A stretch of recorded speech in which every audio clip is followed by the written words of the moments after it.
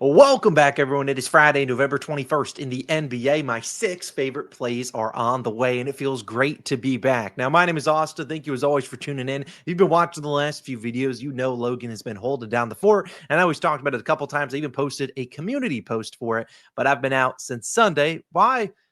The birth of my firstborn daughter, Shiloh O'Connell. As you guys knew, hopefully knew, we were letting this gender be a surprise. So we had no idea. In fact, my wife probably would have bet her life savings that it was a boy. But Shiloh, she's honestly amazing. And I appreciate all you guys' love and support that you've posted in the videos that Logan's been doing and the community post I posted. She's a blessing. And so it was good to have some time off to kind of rest and relax, although I've still been pretty tapped on the NBA. I've been giving Logan my player props the last few days just to give to you guys because I've been up in the middle of the night, just like, all right, well, she's just sleeping. Might as well look at some lines. But either way, she is a blessing. I love her so much. And yeah, she's the best thing ever. So love her. Shiloh, she's the GOAT, baby COS, whatever you want to call her. She is amazing. Yeah. Again, thank you guys all for the support. And, honestly, I was just kind of laying in bed while she was nursing, and I gave her the book. I was like, "Hey, have some fun," and she cooked up a long shot for you. So hey, here you go. Here's her Shiloh's long shot, point 0.1 unit play.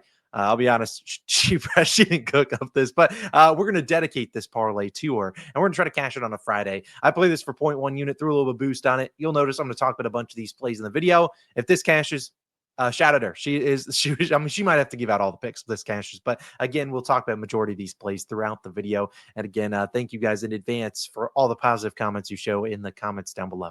She is amazing. I kind of talked about this, and sorry for the long yap session. You guys knew we went in on a procedure last Thursday to try to flip her because she was breached, which just means her head's up. And that obviously didn't work. We're going to schedule her C-section for, I think, December 1st. And the next thing you know, Sunday at like 3 a.m., she just kicks out her water, which is why I was just abruptly out of there. Logan did a great job holding down the fort, including a pretty solid day on Thursday. If you want to recap that bad boy, yeah, you went out there. I gave him a couple props. He delivered a Hawks team total over winner, and we had a 2-in-1 day. We missed a sweep by one PRA. Vince Williams had 15 assists. I can't do anything there. He didn't play a lot of minutes because of a blowout. But either way, let's dive in. Like I said, Shiloh's long shot, 0.1 unit play. Thank you guys again for all the love. But let's get back to winning. We've been doing that over the NBA the last few weeks. We do that in the NFL. A little bit of a slow spot here in the NFL the last, 7 to 10 days. I'm not too worried about it. I'll be dropping a ton of NFL plays today into the Dub Club, but let's not yap anymore. Let's get into the plays. One of them in the parlay was this guy, Alperen Sengun, over 39 to 39. Jeez, 29.5 points plus assists, minus 115 on Bet365, a 1 unit play. Sengun's trying to find his way into the COS Hall of Fame. I mean, he's been so good. He cashed a 2 unit play for us just a few days back. We took this over in points and assists in his last game. He's been really good. He took us over an assist in an earlier game. He's been really good to the bankroll so far this season. And if this one comes through, I'll be honest, he might have to find his way into the COS Hall of Fame. We'll see if Shiloh agrees with me. But look, Sengun's been really good, and he's been playing in some games that we've talked about. The game, I don't think this line is adjusted to how good and then what his usage is for this Rockets team. Now, I won't bring up Props Bandits today. Don't want to yap too long, but like I said, Sengun only over in 7 of 13 games. So like 7 of 13, not the best hit rate, but of the 6 games, 5 of them that he missed and went under, all blowouts, 15-point victories in all 5 of those, 4 of them 18 plus, 3 of them 23 plus. So these are all games that Sengun's not really playing in the fourth quarter, and it's hard to hit an over if you're not playing in the fourth. Well, today he finds his matchup against Nikola Jokic and the Nuggets, a game that I project to be close. The Rockets are slightly favored, I think 2.5-point favorites. The over-under sitting at like 235, something like that. So a lot of points are expected in this game, and I would expect Sengun, a guy that basically runs point center, a la Nikola Jokic for this Rockets team. Now, if you look at Sengun in his career versus Jokic, not necessarily hitting this every single game, but let's keep in mind he's been playing on teams with guys like Fred VanVleet, Jalen Green, other guys that are controlling the rock and kind of just being like, all right, Sengun's like the third option.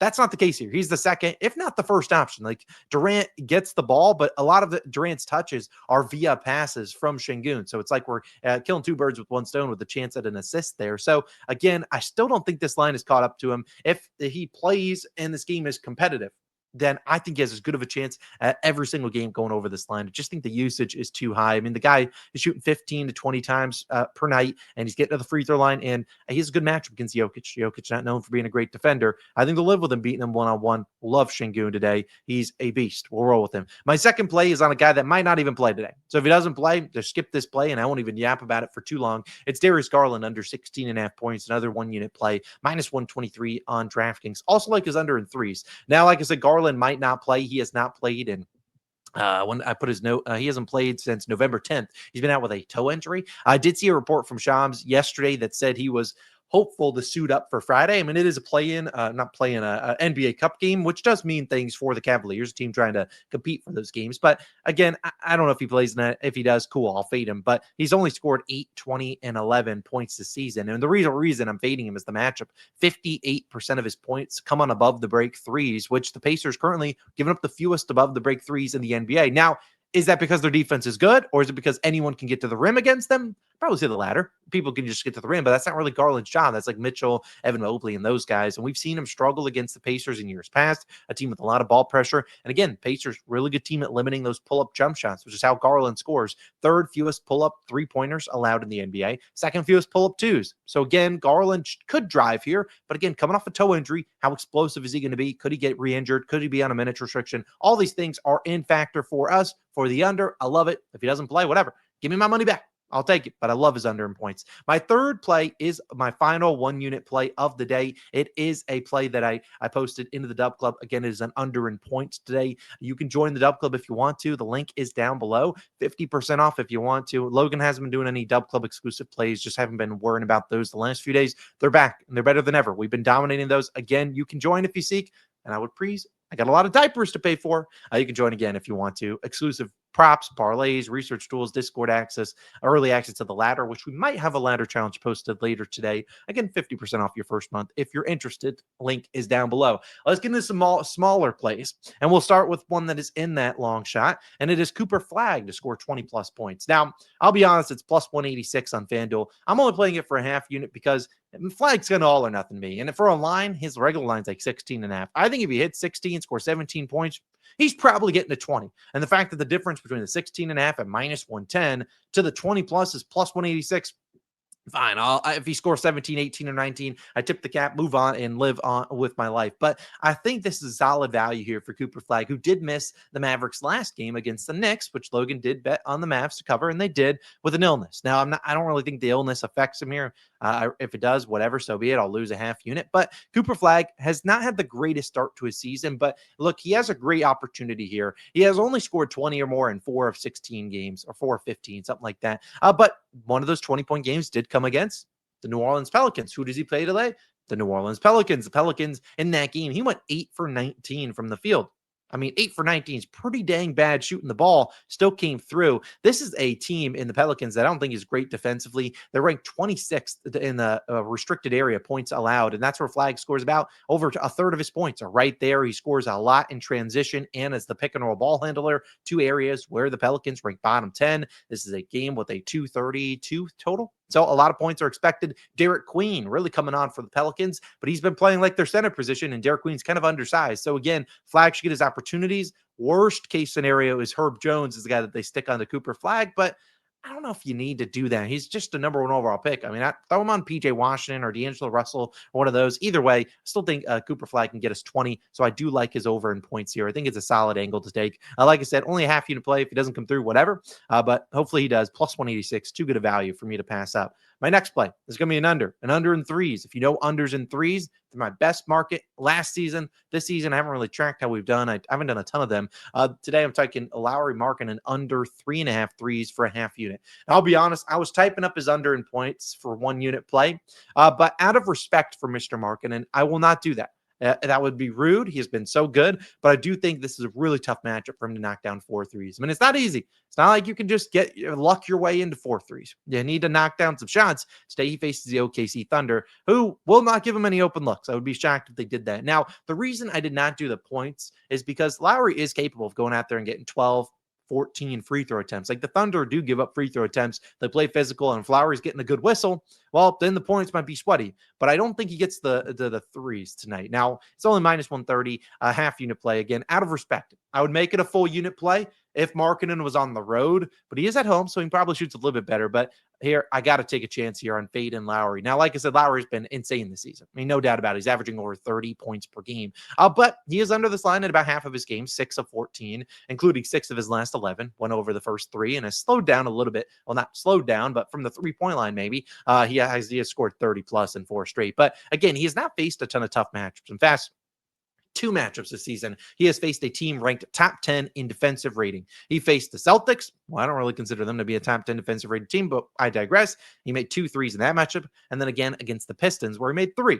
The Pistons, I'm pretty sure, are missing some guys there. And he also played 40 minutes. If Markkanen plays 40 minutes tonight, I would be shocked. They are 16.5-point dogs. They have no reason to really try their best against the Thunder. Now, they could, and they could keep this game close, but again, 16.5-point dogs. Point differential, I get point differential matters in NBA Cup games, but the Jazz are 0-2 in the Cup games and a minus 62-point differential, a.k.a. they ain't making anywhere in these games. So, again, they don't need to run their guys into the ground. And the Thunder, like you said, will be the best defense he will place all season long. The Thunder defensive rating so far this season, a 102.7. Second in the NBA is the Pistons at 109.6. So to consider that, the difference between the Thunder and Pistons is less than, or more than, the difference between these two teams is more. I'm yapping.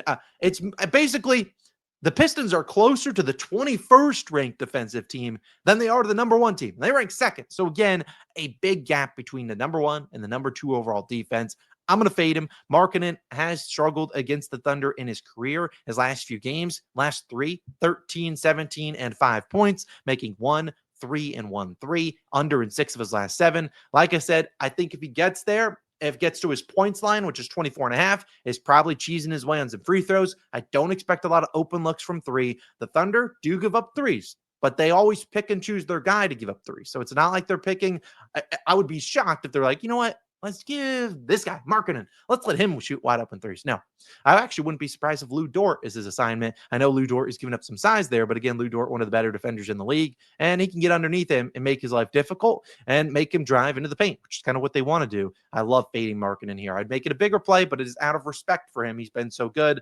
I still don't mind it. Speaking of a guy that's been good, I need to get my lick back. Let's talk about this next one, my final play in the video, Nikola Jokic. Now, you saw on the parlay, Shiloh's long shot, I put under 10.5 assists. I did actually play that, parlayed with his 25 points and 10 plus rebounds. So again, this is a half unit play at plus 272. So solid value here. But the meat and bones and potatoes and whatever is under an assist. They obviously go hand in hand. If he's not passing it, he's probably scoring it, getting some boards. I like the points. I like the rebounds. I hate the assists.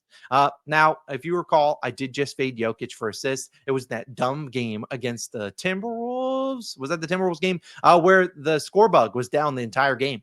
For the final second half. And Jokic ended the game with 10 assists. The Nuggets even posted a graphic with him with 10 assists. And then they said, oh, a mystery, found a mystery. It says, here's an assist. And he ended with 11, and that's how we lost. So I'm getting my lick back here. I haven't had a chance to since Shiloh was born. But again, I don't think this is a good matchup for him passing against the Rockets. While they have not been the best defense spot up wise as they were last year, I would be shocked if they're sending double teams to Jokic. Why? Why would you do that? You've got some guys in there like Şengün. You can play him with Jabari Smith Jr., Steven Adams, whatever.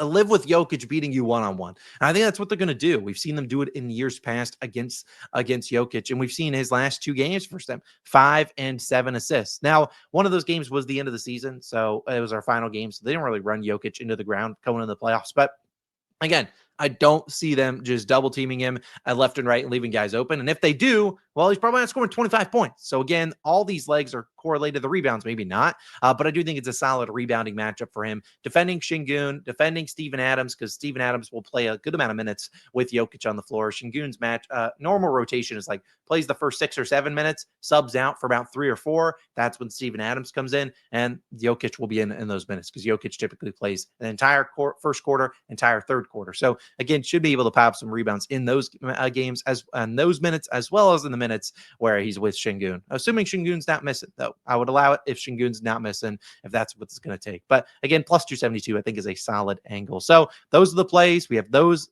6-player props. We have Shiloh's long shot, Shiloh, come deliver a winner. Again, thank you guys in advance for all the positive comments that I've seen in my DMs, in the video, this one, and everything in between. I really do appreciate it. She is an absolute blessing. I'm actually 5 minutes late to waking up her and Trina. So I got to get on that. But again, thank you guys again. Love you guys. So happy to be back. I'll be posting a bunch of NFL plays today into the Dub Club. Those are for Saturday, or well, for Sunday, and for Saturday's videos for Sunday. And again, if you want to join the Dub Club, you can. The link is down below. Might have a ladder challenge posted later today. I do have a doctor's appointment for my wife at 2, so we'll see. I'll figure something out. We'll try to climb tonight. Either way, I'm out of here. Have a great day. See you in the next one. Peace.